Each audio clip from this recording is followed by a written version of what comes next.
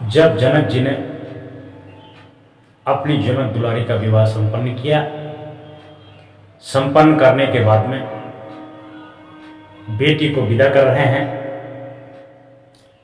आशीर्वाद के साथ साथ भी कर्तव्य निष्ठा का पद सिखा रहे हैं कि बेटी, आज से तुम्हारा घर तुम्हारे पति का ही घर है। पति की कमाई से ही पत्नी की बरकत होती है और पति के खुश रहने में ही पत्नी की खुशी होती है। अपनी ससुराल जाओ, अपने सास ससुर की सेवा करना, अपने घर आंगन को साफ सुथरा रखना, अपनी ननद को भी बहन की तरह प्रेम करना, देवरानी जेठानी में सदैव प्रेम बना रहे, हिलमिल के रहना। सुबह जब भोजन बने तो सर्वप्रथम अपने बूढ़े सास ससुर को देना, उसके बाद में बच्चों को देना और उसके बाद में पति को देना। बाद में प्रसाद समझ करके तुम खा लेना। राजा जनक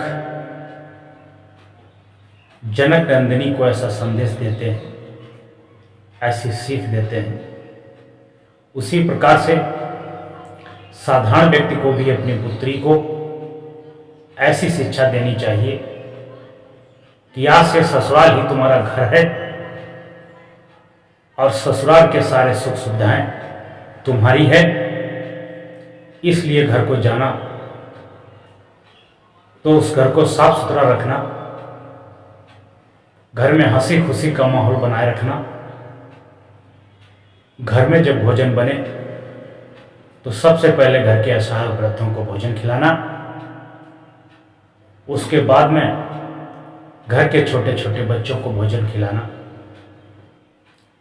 बाद में पति और पत्नी प्रसाद समझ के भोजन करना और घर के खिड़की दरवाजे भी साफ रखना, सोफा और बेड के कवर भी साफ सुथरे रखना, अपने घर की हर एक वस्तु को सही स्थान पर रखना। तुम्हारा घर स्वर्ग बन जाएगा। याद रखना, बेटी को सहनशीलता सिखाना, बेटी को कामचोरी, हियाखुरी, ईर्ष्यापन मत सिखाना, नहीं तो तुम्हारी बेटी उस घर को नर्क बना देगी और उस घर के साथ साथ तुम्हारे भी घर को नर्क बना देगी और तुम्हारा भी घर डुबा देगी। इसलिए बेटियों से भी आग्रह है कि अपने घर में, मायके में कम खा लेना, गम खा लेना, जैसी परिस्थिति हो वैसे रह लेना, लेकिन उस घर की बात कभी इस घर में मत बताना, क्योंकि जिस माता पिता ने तुम्हें जिम्मेदारी के साथ विदा किया था वह निश्चिंत हो गए कि आज से बेटी अपने घर की हो गई, हमारी सारी चिंताएं फिक्र खत्म हो गई। बूढ़े माँ बाप जिनको sugar, BP, high blood pressure, tension, घबराहट ये बीमारियां घेर लेती हैं, आज जब तुम ससुराल से छोटी छोटी बात पर हलो हलो करके फ़ोन करके उनकी टेंशन बढ़ाती हो, उनकी चिंता बढ़ाती हो, तो उनकी दशा और खराब हो जाती है। माँ बाप को भी चाहिए कि अपनी बेटी को समझा बुझा करके रखें।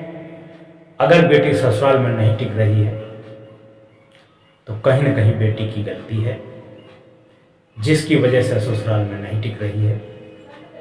और जो बेटियां ससुराल में नहीं टिक पाती हैं, मायके में डेरा डाल के रखती हैं, उनके मायके में भंडाफोड़ हो जाता है। वह सदैव अपनी भाभियों की चुगलबंदी अपनी माँ से करती रहती हैं। तो माँ बेटी एक तरफ और बहू एक तरफ, दोनों में टकरार चलती रहती है, उस घर को भी नर्क बना देती है जहाँ सुख शांति होती है। एक बेटी बिगड़ने से 2 घर नर्क बन जाते हैं और वे ऐसे पिसते रहते हैं जैसे चक्की के बीच में 2 पाठों के बीच में गेहूं पिसता रहता है। चलती चक्की देख कर दिया कबीरा रोए, इन 2 पाठन के बीच में साबुत वचन को। ये सास बहू के झगड़े, ये ननद भाभी के झगड़े,